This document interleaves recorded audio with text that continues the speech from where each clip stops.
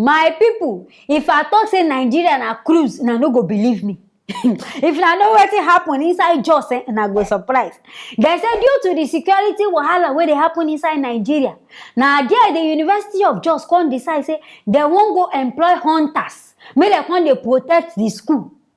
Una don hear this kind thing reach? Hunters. Na dem wan come dey guide school now. Police don go one side, army don go one side, mopo don even go sleep for one place. The only security wey they see now na hunters. In fact, I never even hear this kind thing reach. Una think say na animals dey inside this school? I mean, I don't know say na human beings na dem wan go save guide.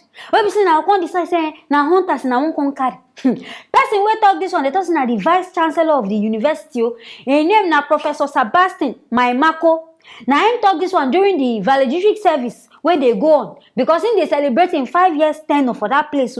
Na there him come talk say him don see, in fact him don decide and think of drastic measures wey him go use take save life and property for this university. Say him don think of reasons on how to take protect people wey dey inside this university and people wey dey outside this university. Say him don reason am, and the only way na to employ hunters.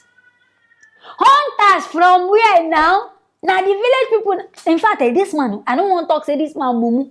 Say this person a professor, university for that matter. Say this thing I know you understand. I beg, employ army, I be soldier, I be somebody wey be say they go fit employ this, they go fit take care of this school. This one where they employ hunt, and I know say that these people they use juju. What if one day this their juju come fail them? They come begin see students as animal. They begin see lecturer as goats.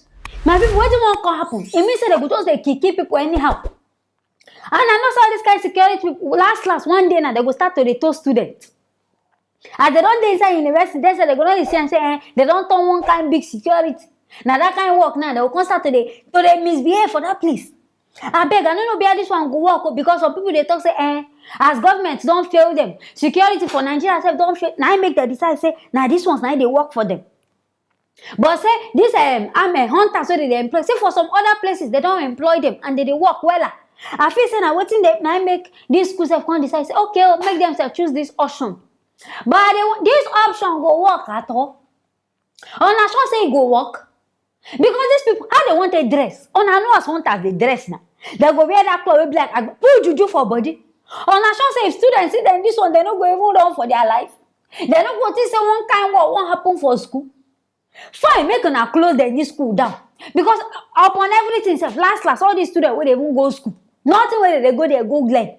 So when they close these schools down for now, as what they always happen, make una shut down. If now online class now one they give them, make una they give them.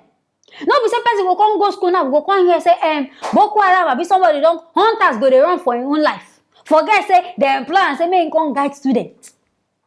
And if no be say our police and security they useless. I'm not sure say this school self go they think and say na hunters they won't go employ. They don't know say they go call police now. Police will demand for one kind big money, they don't go even fee pay. Now make the reason this kind thing. But I hope say that these hunters, their juju no go fail them. I mean they no go kill students all in the name of say that they do protection. Because I don't see case where be say security for there. Normal students they begin chase and say be thief because say this person they work out for night. And you know all these kind of people, they know they too learned like that. At least employ people where go school, the security where go school, say if they speak English, then say they go understand. Nobody be say student go speak English, hunter go speak language they don't understand. Before we go see, boy, they don't shoot and kill them. I beg go make na do the needful. This University of JOS, I don't know how in a tell reason. I don't know the panel where sit down decide this kind of muting. I beg, if na police, in fact, no need for even police. Maybe they don't even employ female securities. Make na go employ those ones if na no say na money no go reach for police. Or last, make that just close down for now till peace go reign again inside that place. Make na no go just put people children in vain. Make na no go kill them. Use them do Sahara for nothing. Things they happen. I say I hear this one. I can say make I bring down come. Make an answer using a ear. Hear wetin they happen inside this our Nigeria where we dey inside. Anything where na feel, make na no forget to write them inside the comment section. Make na no forget to like and also share this video so that other people self go see wetin they happen. I go see you for the next video.